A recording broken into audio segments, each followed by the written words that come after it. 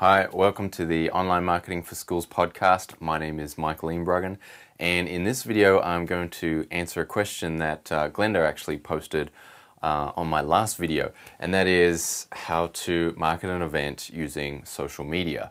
So here I've got my whiteboard set up, and I've got 10 points which I'm going to give you on how to market an event using social media.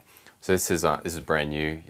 You wouldn't believe how long I actually spent, trying to make this really neat and have the lines nice and straight. But I just decided to go with it. So a lot of these things are things that will actually, they've got a lot of background to them. So I'm kind of skipping ahead a little bit here just to answer the question, and then in future videos I'll go back and kind of talk about why you would do a lot of these things. So the first one is you don't necessarily need an account on all the different social networks to actually start marketing an event using social media.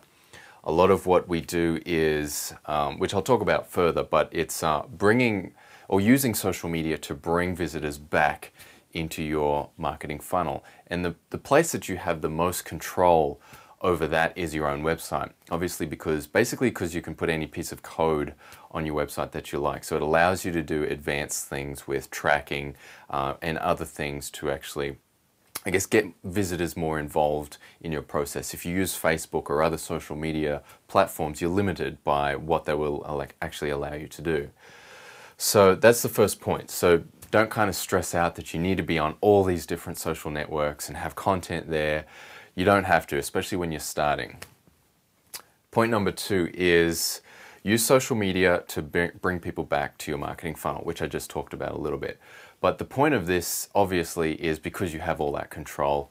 And if you can bring them back, it means that they can go through your funnel in a predefined set of steps that you want them to take. Whereas on other networks, you're limited to what you can do with them.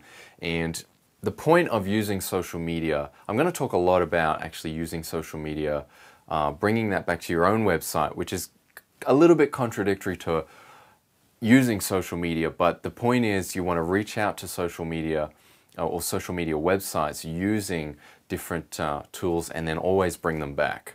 So it's kind of what I'll talk about in a minute is using your website to have other people actually be able to click buttons, send a message out to their accounts on different social media sites, and then that will actually bring everybody back into your own funnel.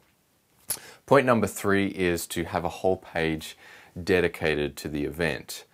Now this really is so that people don't get distracted, and on a lot of school websites that tend to have the news and events kind of all just bunched together, and people kind of have to work out, when that fits into the calendar. There's no real call to action, or there's no real set of sequences for that particular event.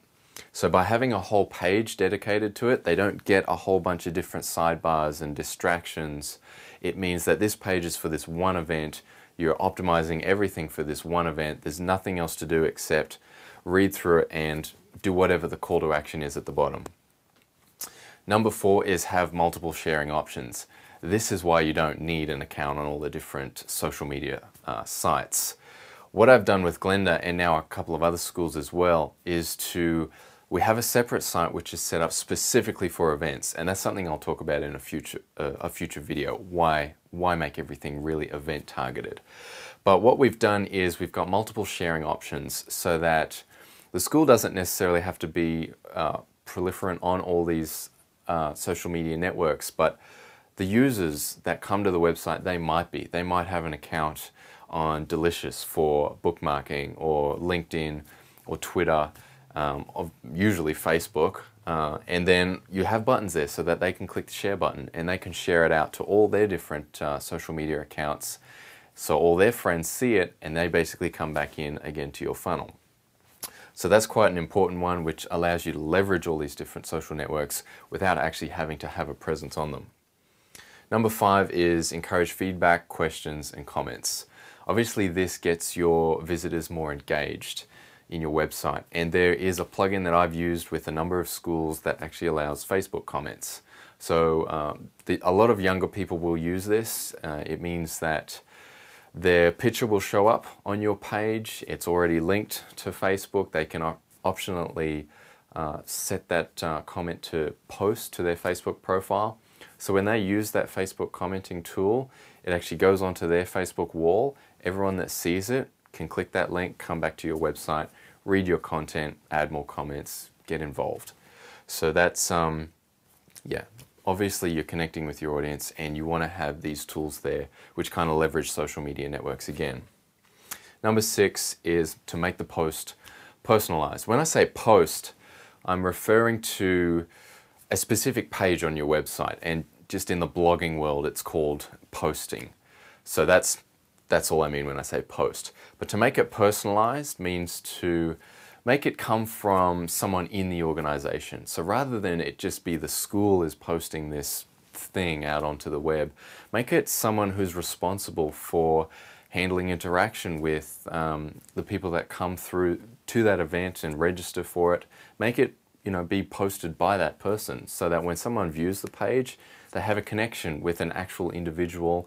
It's more engaging than, the school is just posting this information. People can respond or not respond. They're not there's not that interaction there. There's no one kind of held accountable. So when someone sees it's from a particular person, they're more likely to actually engage. Number 7 is to provide an option to RSVP. This is another little strategy to get people to take that first step. Now, it's not that hard to click a button and say, yeah, I'm interested in attending. And if you have that button there, you're actually going to get 50% more people show up to the event than if you didn't have an RSVP option. It's quite simple to do. I have set this up with Glenda and a number of other schools as well. And the results that Glenda has got with it have been actually really good. So it's definitely, to have that option there, it's something that you can build into your website through a plugin or through custom coding, and you can just have that little button there, RSVP. You'll get a lot more people actually attending your event. Number 8 is to start by emailing your list. And this is, the final points are actually, I guess, the more promotional things that you can do. Everything else I've listed here are things that you kind of want to have as fundamentals, as a baseline for when you're marketing out on the internet. So if you have those things set up, then everything else can it just falls together. By emailing your list, I mean, I'll explain a bit more about this in future videos, but building a database or building an email list is crucial in today's world. Businesses are doing it, from my background with online marketing, for, I guess, business purposes, for conversions. It's imperative to build a list. So there's no reason why schools can't build a list and have a prospects list, have a parents list, an alumni list.